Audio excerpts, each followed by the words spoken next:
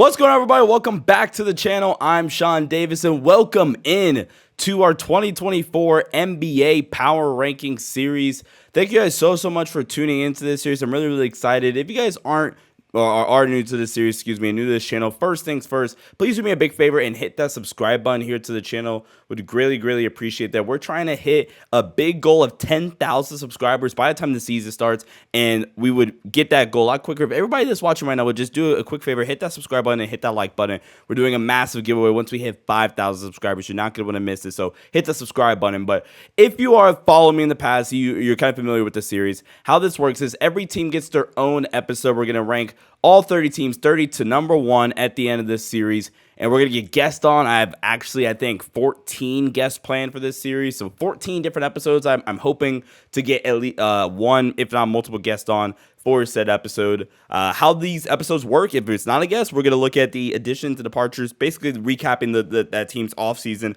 Up to that point, I am aware that, teams are still finalizing some moves and finalizing some trades. So, that is something I'm cognitive of for sure. And then we're going to get into the roster. I have individual grades for each player. Then we're going to look at the team's defense, talk more about that side of the floor, specifically. Take a look at their strengths and weaknesses. On most episodes, we'll look at some of the Vegas odds, over-unders. We're so early into the offseason that we still technically don't know a lot of that information yet.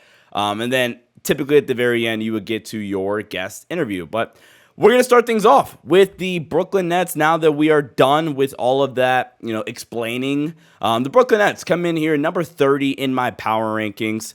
The Nets are in a very interesting situation. And I think that the Nets are honestly one of the winners of the offseason because they finally realize what I think a lot of mediocre teams fail to realize. I'm talking to you, Chicago Bulls, and even the Bulls, I think, are kind of trending this way now by not bringing back DeMar DeRozan, but that's for a Chicago Bulls video.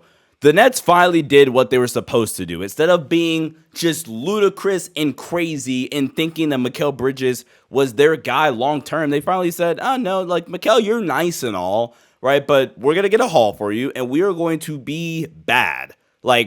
Potentially generationally bad. This team is not going to be good next season. And somehow in the midst of getting off of Mikal Bridges, so I think it's a really good player, but I think we learned for sure this year that Mikal's a best case scenario, a really good 3, your third best scoring option maybe offensively, and that's a maybe. I mean, best case, so you really want to be your 4th, but I digress. The biggest part is that they got back their pick somehow from Houston, where I don't know what Houston was doing. I mean, I guess that they were really trying to get some of the Suns picks so they can convince the Suns to do a KD trade. But at the same time, I'm not trading arguably the most valuable asset in basketball right now, which is the Brooklyn Nets 2025 unprotected pick, in a loaded draft class with Cooper Flagg, Ace Bailey, Dylan Harper, VJ Edgecombe, Nolan Traore, etc. That was just dumb on the Rockets' part, in my opinion, and just genius on the Nets' part, finally saying, no, we're going to be bad, really bad. Claxton, go hoop. Cam Thomas, go get all the dumb shots you want to take. We're going to be bad, and I love the fact that they are finally just embracing this. Let's stop being mediocre and stop being, in the contention for the 10th seed and winding up with the 11th pick in the NBA draft again. Hello, Chicago Bulls. Nice to meet you again. Go be bad. And I'm proud for the Nets for doing that. So let's kick this off of looking at the additions and departures, kind of recapping this Nets off season. And we're going to start that off with a coaching change. So they get Joey Fernandez. They hired Joey Fernandez after firing Jack Vaughn. This is the right move, in my opinion. Getting Joey Fernandez in here, a guy that I really liked from Sacramento's bench. And this type of guy, I think, you can really build with build the future around, the next phase of Brooklyn Nets basketball. I think Joey Fernandez is that for you. Jacques Vaughn is a fine coach, but I think Jacques Vaughn at this point is more so just suited to be an assistant. Right, if he's your defensive coordinator, that's what they will give Jacques Vaughn. He's a really nice, defensive coordinator. I think that Nets team, they still ran, pretty good defensive stuff last season. And, he's just, fine, right? I like the idea of like just resetting the franchise, getting a younger guy in here like Jordy Fernandez that's all the potential in the world. I'm really, really excited to see if he takes some of what like the Kings do, where the Kings run a lot of those like high splits and or like some of the corners offense stuff. Like I'm really, really excited to see if Jordy Fernandez implements that. And if Jordy Fernandez is, and we'll talk about this when we get to like Nick Claxton, things like that, Cam Johnson even, right? Like, can Jordy Fernandez kind of tap into some more of the playmaking stuff with Nick Claxton? Can we cut back on the damn turnovers, Nick Claxton? I'm excited to see what Jordy Fernandez is able to cook up here in Brooklyn. They, like I mentioned, got a dozen picks, not literally, but damn near, right? I want to say they got 5 picks in total from that Mikal Bridges trade, who's obviously the biggest departure of the offseason for the Brooklyn Nets. And then they also go out and they were able to get, their pick back, the 2025 first. They got their own 2026 first back. They got 2 firsts this year. I believe they have a top 4 protected Milwaukee Bucks pick this season, and they have the Knicks unprotected pick. So the Nets in a generational draft class potentially are really, really set up nicely to where you can make a real argument now that the Nets have the best, not the best, because like Wemby and the Spurs, OKC, right? But the Nets have one of the best outlooks of like younger Eastern Conference teams in the East, right? Like, younger teams in the Eastern Conference, right? Because I think it's them now. I think they're up there. I mean, like Indiana, Orlando, sure, right? But like, I think they have a better future probably than like Chicago right now. And I keep dissing Chicago. Then Charlotte, I would argue even, right? I know they got Brandon Miller last year. They drafted Tadon Saloon this year. But you have the opportunity to get Cooper Flagg, Ace Bailey, Nolan Traore, and stuff like that, and 2 other picks in a loaded class next season. I'd rather have that starting platform, right? And then a bunch of cap space where Ben Simmons is an expiring contract. You're probably going to get off of Cam Johnson's contract this summer. In all things like to be considered. Dorian Finney-Smith, you're probably getting off of him. Dennis Schroeder's an expiring, etc. So Brooklyn's set up really, really nicely. You bring in Bojan Bogdanovic too, who I think with the foot surgery, and we'll talk about this a little bit later on, might be more of a name than a player right now, like an actual player for them. I think he'll be good for the locker room, maybe mentor some of the guys like a Cam Thomas, excuse me. I mean, if he's healthy, like he's still a fine player for them, can give that bench a much, much, much needed spark off the bench.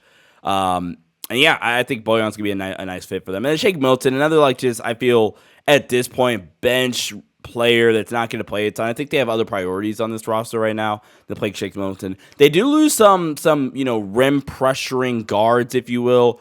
They lose ultimately, they lose Lonnie Walker and they lose Dennis Smith Jr. I think they might actually feel those losses a little bit, especially with Dennis and Lonnie, those 2 guys that can like put pressure on the rim fairly consistently. So now we're going to take a look at this roster, but first we got to stop and look at our lovely power rankings setup. So you guys have it here. We are in tier 6 currently. The Brooklyn Nets are dead last in the power rankings this season. So yeah, let's start this off by looking at the Nets roster. And let's start this off with Cam Thomas, who I think is pretty undisputably like their best player offensively at the very least, right? I think Cam Thomas is a really, really fun, just offensive shot creator, super dynamic scorer off the bounce. Attacks closeouts at a really super high level, in my opinion. Loves to go to the floater where he's able to get 2 feet in the paint. Crafty around the basket, but I think like he's inefficient with below average explosiveness. I think that's where it really like gets magnified is his finishing ability around the rim, where he's not this super explosive guy. Like I think some aggressive contact can like deter shots at the rim for Cam Thomas. He's an elite catch and shoot 3-point shooter though, like one of the best. It doesn't matter if you leave him open, like if you get an elite contest or not. He is an elite catch and shoot 3-point shooter. He shot over 40% on both unguarded and contested, catch and shoot threes this season. So he's quite frankly elite in that regard, right?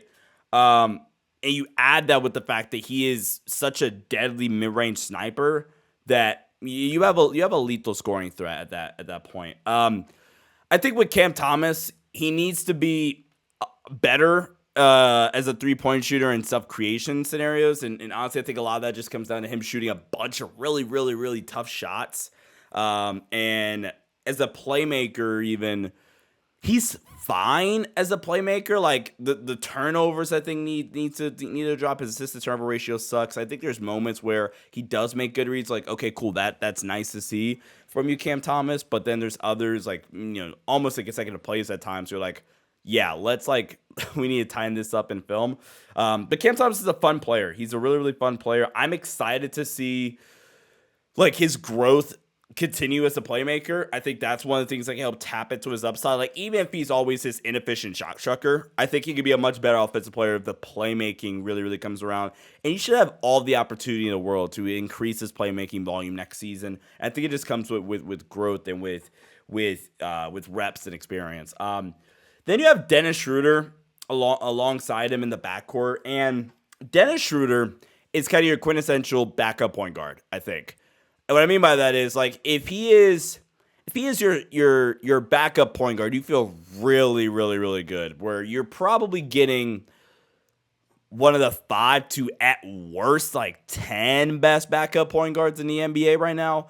Where if he's your starting point guard, you have a lot more reservations about that. And I think that's the concern here for Brooklyn. Because if that's your starting point guard, you're probably looking at one of the 5 to 10 worst starting point guards in the NBA. I think despite the fact that, and this is I'm actually about to compliment him here by kind of insulting him. Not even insulting, but criticizing. Despite being one of the worst, flat out worst finishers at the rim, he's still a phenomenal paint touch player, which opens up his playmaking really, really nicely. Shot the three ball really, really well last season while in Brooklyn. 41.2% from three, 39% on catch and shoots, 39.5% on pull-ups. That's important, I feel, for Dennis Schroeder's value as a player. It's one of the reasons why I think he does get moved still, because I feel like a team that's in need for a backup point guard could really, really still utilize Dennis Schroeder and what he's good at. Whereas Brooklyn, he's expiring. So, if Brooklyn did keep him on the roster, it doesn't really do that many harm necessarily. But if I'm Dennis Schroeder, I'm probably wanting out of Brooklyn. Put me in another situation where I can go win or whatever. I still make my $13 or whatever $1 million in a winning environment. Because I think that's where he can make his most impact. I don't think a spot like Brooklyn makes the most sense for a guy like Dennis Schroeder.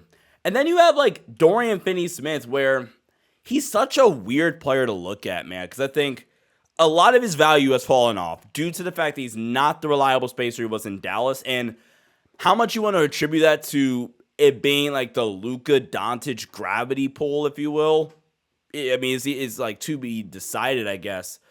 But I think he has kind of lost some of that shape that you look back from the 21-22 season. Yeah, this is one of the best 3-and-D wings in the entire NBA. He shot only 33% from three last season on spot-up attempts from three.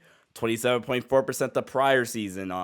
So that's just a massive, massive fall off from where he was back in Dallas. Now, if I'm giving him some bail, if you will, again, put him in a winning situation, I would imagine some of the motivation would come back to be that elite level defender. I don't think he chooses to miss shots, so that's why I'm going to kind of go yeah, I'm not buying that one. I am concerned about the shot now, if he is not this reliable spacer anymore. He's still an active cutter. I really, really appreciate his timing on cuts, where he's just super, super smart. He doesn't force anything, I feel. And then he's always been solid on the offensive glass, dating back to his days in Dallas. So he's a fine offensive player. That's not where he makes his bread at for you, especially if the jumper's not consistently falling. And we'll touch on the defense here in just a sec. And then you have Cam Johnson.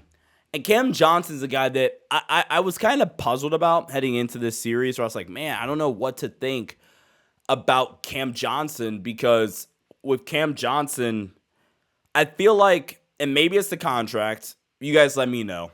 I get it, there's the health concerns. Hell, I have a health, plus sign or whatever right next to his name. I legitimately understand the concerns, right? He's played over 65 games once, and the year he did play over 65 games was 66 games. I want to say that was the same year that he was not defense player of the year, sixth man of the year finalist, which would have been 21-22 season, the year that they lost to Dallas in the second round. Regardless of the health, he is still one of the best 3-point shooters in all of basketball. It doesn't matter if he's contested or not. He's a better shooter than Cam Thomas, I feel. 42.4% on catch-and-shoot looks, 39.3% on contested looks, which is insane. 45% on uncontested looks. He is, like, honestly ridiculous on when off the ball and as a 3-point threat.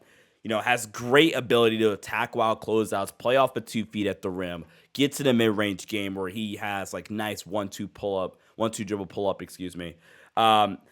he has some sneaky explosiveness to him. Like we saw him play the lights out in a playoff series last season. It's like the second option against the 76ers last year. He had an insane dunk over Embiid off of a stampede cut. He's legitimately awesome. And he has some limitations and stuff created. I think we kind of saw that these past 2 seasons. But in terms of what he is, he's really, really damn good at his job, man. Elite 3-point shooter, has some ability to attack off of closeouts, things of that nature. He's incredible. And then we got Nick Claxton, who is such a frustrating player to talk about offensively because what he does well, he does really, really well. He is an incredibly athletic, above the rim finisher where he has great timing on his screens. He's honestly just an impeccable screen setter where he knows when to slip, when to actually roll and set hard screens and roll to the basket. Does some, nice, fun stuff where he could attack downhill. Like there was some DHO action some downhill DHO action that the Nets ran last season, allowing him to attack downhill. I think they ran against the Pacers, I want to say. He was able to attack downhill, and he just wound up using his speed and his, athleticism to just kind of move Jalen Smith out of the way and dunk all over him. I think that's the fun stuff with Nick Claxton offensively. He's not the floor spacer, obviously, that you would want. That's not even necessarily a gripe about him because I think we knew that already, right? I think the biggest thing with Nick Claxton, and again, this has nothing to do with the shooting. Nick Claxton can be the worst shooter in NBA history, and as long as he fixes this thing in particular, he'll always be fine, in my opinion. And for me with Nick Claxton, I think that he just has to clean up the turnovers and mishaps as a playmaking hub with his touch around the basket. That's not even talking about the playmaking, but his touch around the basket legitimately, actually this does kind of touch on it, because to be a playmaking hub, you have to be able to create from the post and an elbow action or low post action, but also be a credible scoring threat. And his touch around the basket and self-creation post-up scenarios is so effing annoying. I'm just going to be transparent with you. It's annoying to watch with Nick Claxton with this touch where it's like he doesn't know where he's at when he's shooting the ball almost. You ever play pickup and you for some reason just lose track of where you are on the floor. You just kind of throw something up and you miss by 2 feet. That's a Nick Claxton post-up one-on-one scenario for you against a good defender, I feel. Can you be a more reliable post-up scorer? And honestly, give him all the opportunities in the world. Every year we've seen it increase in post-up volume in terms of scoring possessions per synergy, which is awesome. Give him more of those to see. There is no reason on this Nets team that Nick Claxton, he had, I think, 41 post-up scoring possessions last season. Give him 100. Let him, go through some of these learning pains or whatever, because I think in the future, if Nick Claxton, can be a credible post-scoring threat, combine that with the turnovers getting cleaned up as a playmaker, because, he can handle it and he could do some things with the ball. That's going to be big time for his upside as a player.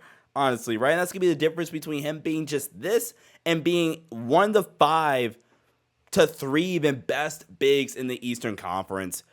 He's fun. He's a good player. And then, trust me, we're going to get to the defense, it really gets juicy for Nick Claxton. But mini rant there, because, again, he's such a great rim threat in terms of his rim gravity on lobs and how he can kind of vertically stretch a defense in that way, because you're always cognitive of where he's at. He's a smart cutter in terms if you're running 4 out, 1 in alignment, and he's like in the dunker spot, and you get a baseline drive, or you get just a drive in the paint in general, the low man helps easy throw that thing up to Nick Claxton, he'll go catch it.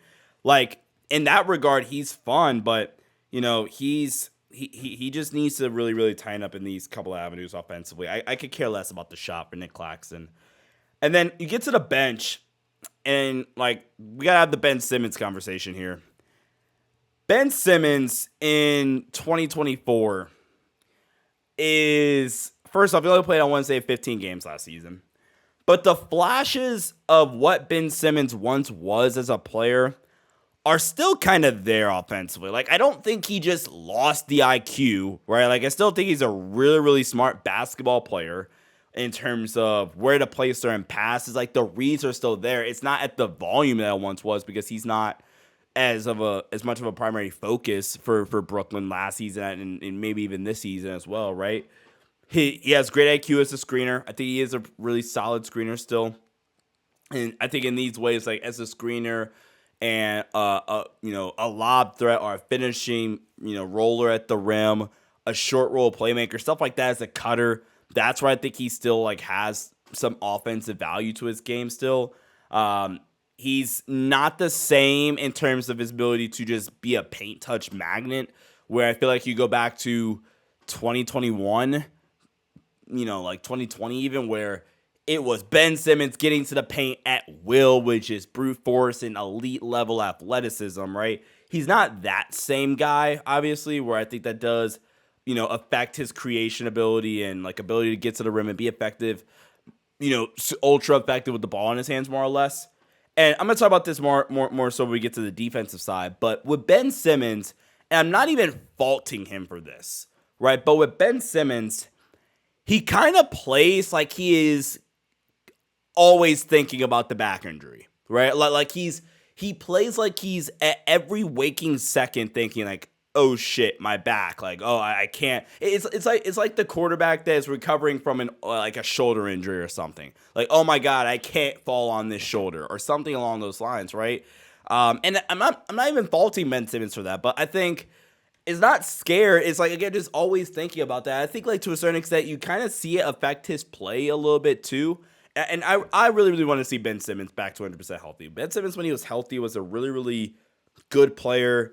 Really fun player to watch, an elite defender as well. And like I said, we'll get to the defensive side here in just a sec. But man, oh man, I'm really hoping Ben Simmons is able to get back to like being elite defensively, and having good offensive impact too. And then they bring in Bojan Bogdanovic, and I have questions about his effectiveness heading into his age 35 season, coming off of foot surgery and an injury to Roland Stint with the Knicks last season. He also dealt with a wrist injury as well. Didn't play a ton, down the stretch for that Knicks team.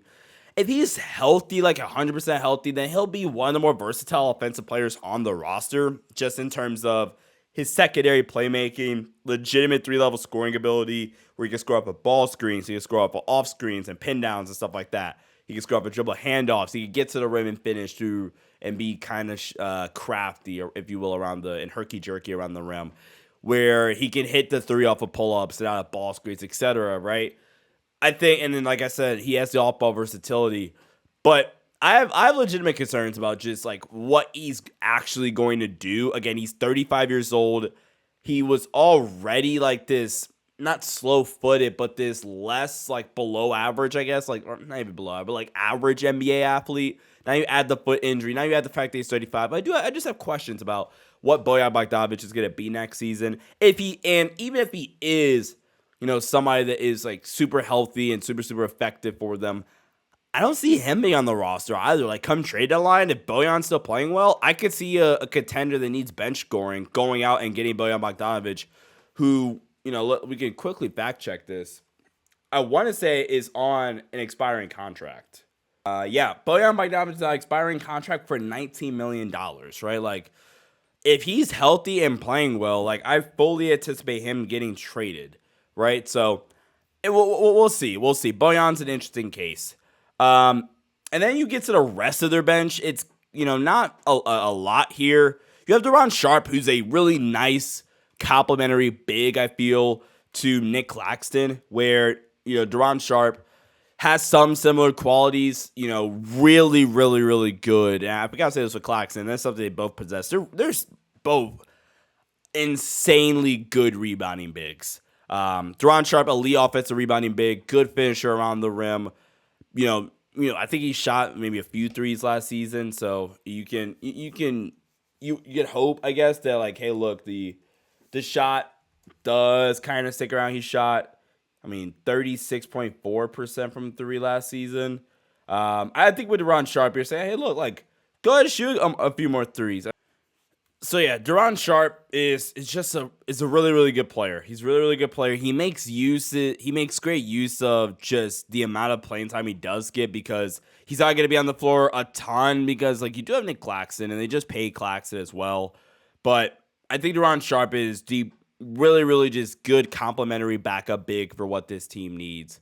And then you have like two guys that I liked in last year's draft cycle that you're hoping for, some improvement, maybe even like a breakout year, if you will. And that's Noah Clowney and Dariq Whitehead. Noah Clowney is like the opposite, I feel, of Duron Sharp and Nick Claxton, where Noah Clowney provides like more true stretch five ability, right? And I guess, to a certain extent, like more versatility too, right? Because he is a pick and pop big. He shot the ball really, really well in college. He shot 36.4% from three last season on 1.5 attempts. Only played in 23 games, but like that's important for me for if I'm Brooklyn, and his development, can switch on the perimeter. He fits, I think, what like the mold is in a way defensively, similarly to a Nick Claxton, where switchable big that has some versatility. And in his case, they had a game where he had 7 blocks against the Raptors like late in the season. So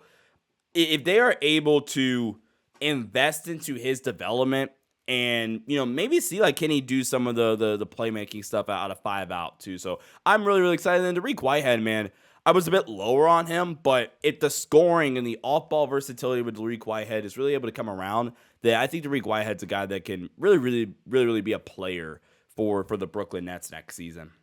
And then we can take a look at the defensive side of the ball now, if you will, for Brooklyn. And a lot of these guys is kind of hard to evaluate defensively. Like Dennis Schroeder, for example, right, is like such a hassle to evaluate as a defensive player, because in terms of impact, did he take a step backwards? Yeah. But, I'm going to be completely transparent here. We're just going to attribute him taking a step back defensively as him just not giving a fuck anymore. And excuse my language. Like, that's just what it looks like from Dennis Schroeder's perspective when you're watching him play, and where it's just a lot more examples of Dennis Schroeder not giving 100% effort. Where you look back at like last season with the Lakers, for example, or even with the Raptors earlier in the year, and you're like, oh yeah, like this guy's like actually caring or like putting forth, insane effort. Because I think like he's still a really good screen navigator, and he's a pest when guarding the ball. Where he can pick up 94 feet. He uses his like weird physicality. Like I see, he's a pest defensively, quite frankly, right? He's a good defender, but I think like at his best, like he's a little bit better than where I'm having him rank in at here. So he's a good defender. He's like, I think a perfect trade candidate. Again, like I think both him and Bojan are two guys I could completely see like getting shipped at some point this season if they're having good years. And then Cam Thomas, I think it's just, a complete liability defensively, where zero playmaking ability as a defender, doesn't generate a ton of steals or deflections, gets hunted relentlessly defensively.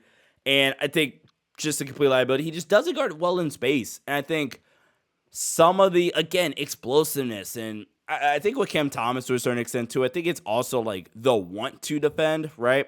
Doesn't always display that, want to defend.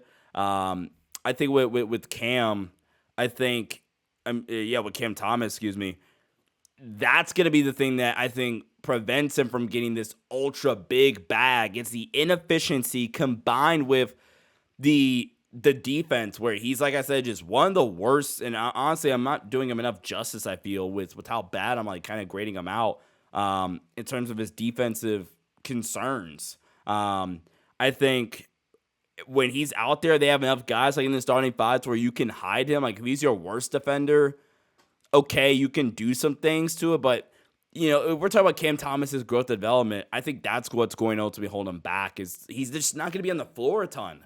Because I think the Nets view this as, hey, look, we're rebuilding this year, yes, but we want to be good and competing again in the next 2 to 3 years. If Cam Thomas is still around, we're not going to be able to see Cam Thomas hit his prime, I feel, if he's still this bad defensively. So he's got to put in more effort there on that side of the ball.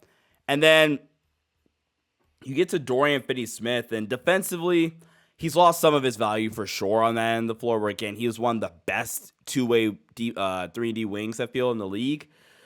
I think he's very capable and, dare I say, good defender still.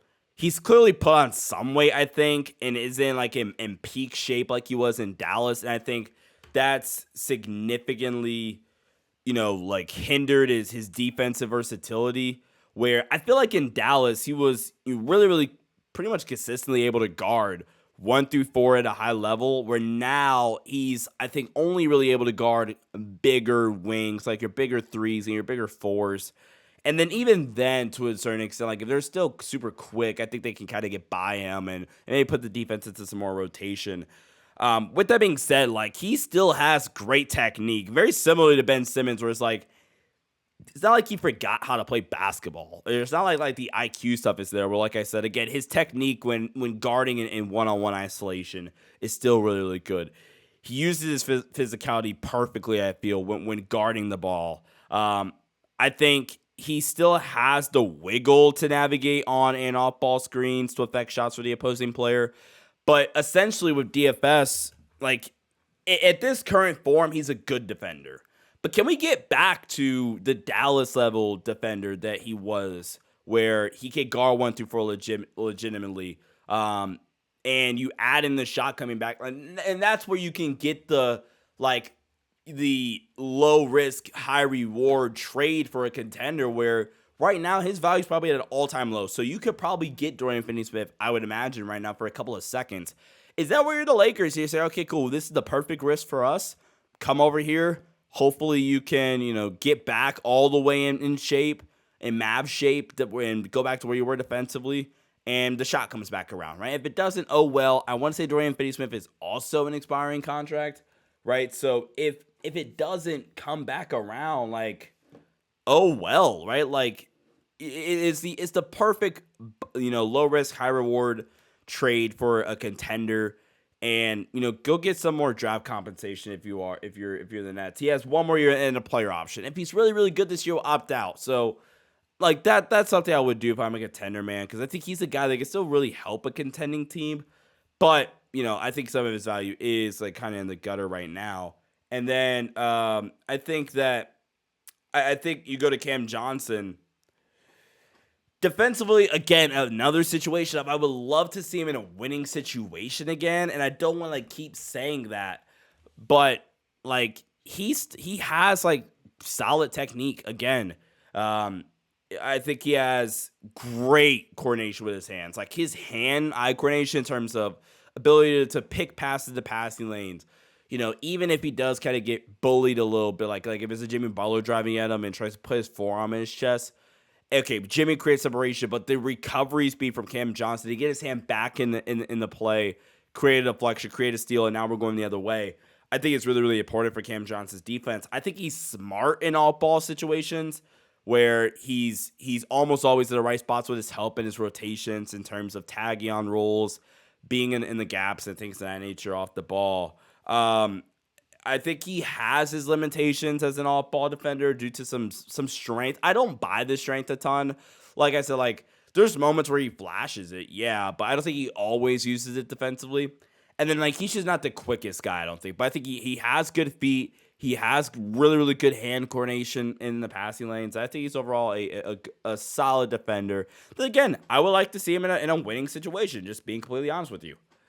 And then, Nick Claxton, what more can't be said about Nick Claxton has already been said by a bunch of other people.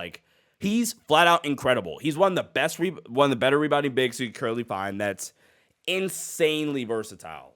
He can switch on the perimeter and be just fine, right? He can play drop and be an incredible rim protector, right? He has such elite mobility and he uses his length so well. And I think he's kind of mastered the art of rim protecting and not shot blocking. There's a massive difference where shot blocking, you're very, very reckless. You're just trying to block shots out of bounds and rack up stats. Think Hassan Whiteside. And then you have elite rim protectors that their job is to deter shots at the rim. They're not necessarily trying to block every single shot, but they're trying to deter every single shot with your impact, your presence, your technique, and your mobility in terms of being able to guard the rim and impact shots.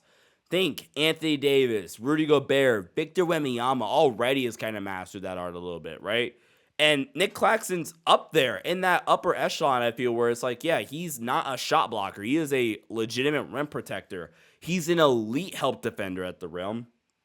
And this side of the floor, because of his versatility, because of the rebounding, because of his post defense, because of all this stuff, he is an elite defender, and this is easily where he makes his money at. And that's why, like, he gets this special card here defensively, because that's how damn good he is on this side of the floor. And he immediately just raises the floor for this defense, where if Dennis Schroeder just doesn't give a damn anymore, then, like, okay, Dennis Schroeder isn't a good defender. He's a fine defender. Cam Thomas gets worse. He's an awful defender. DFS regresses a little bit more. He's a mid defender. Cam Johnson doesn't care, mid defender. Nick Claxton raises his defense from being one of the 5 worst in a worst case scenario to, like, still being a mid defense, because he's that elite as a defender. He's that great as a defender.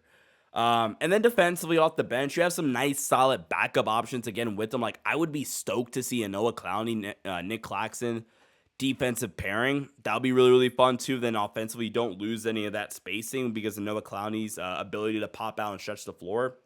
And then Ben Simmons, like, I really, really want to talk about him defensively, because like I said earlier on when I was talking about him, like, overall, there's just plays where you can tell, like, he's thinking about the back injury, where it's like, ooh, I don't know if my body will allow me to contest this shot how I want to, or I don't know if I can navigate this screen how I want to, or keep up in isolation how I want to. And I think that does hurt his impact, right, defensively, and obviously as a player in general, right? If he somehow can get back to 100%, though, like 100% this offseason, he's all the way right, and we're ready for next season for Ben Simmons, you can get truly elite defense, truly great defense, out of Ben Simmons still. Not going to go as far as to say all NBA defense, because I think there's just so many good wing or guard defense. I mean, it's the top 10 now, so it's not necessarily positions anymore. But there's so many elite defenders now. I don't know if Ben Simmons would get all NBA defense, but you can get really, really, really, really good defense out of Ben Simmons still, where I think he has great positioning in terms of his on-ball defense, combined with his physicality, combined with still some of the athleticism and size he still has. Like, I'm really, really hoping in a contract year for Ben Simmons that he's able to restore, like, some of his value, and he's able to kind of get back to some semblance of what he was in Philly defensively. And then Bojan, like, I'm just quite frankly not expecting much from him defensively. Coming out the foot surgery, he's going to be like one of the 3, if not like the second worst defender on this roster. Shake Milton's not at this stage, I don't think, not that great. So like Jalen Wilson, Jalen Martin, guys that probably aren't going to play. Dwight Whitehead, I wasn't high on his defense coming out. There is still some upside there because I think he has like the traits to be a fine defender, but that's kind of where I'm at with those guys.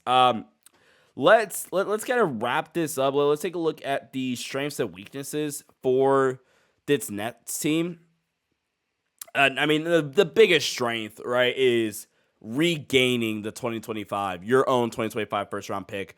That changes the outlook of your franchise tremendously, where now you are in a prime position to, reset your franchise, get a generational prospect, potentially, easily probably the best collegiate athlete since Zion, right? And Cooper Flag, or you could get Ace Bailey or Dylan Harper or Nolan Traore or VJ Edgecombe, et cetera, et cetera. Like you could pick any one of those 5 because you're gonna get one of those 5. I feel by being bad. I think Nick Claxton's growth and development is a legitimate positive for this team because he's already one of the best defensive bigs in the game, but if some of the offensive stuff with McClax is able to come around, then you're really, really liking what you have as a player and liking his just long-term upside. And then quite frankly, that contract looks like a bargain then if he's able to tighten up some of the stuff that we discussed. Like right now, when you look at Nick Claxton's contract, Nick Claxton, he's making $28 million a year this year. Like, okay. His base salary is 27 and a half. Like, okay, I guess. And then it's 26 at his age 26 season. And then it's 23 million. That's 21 million.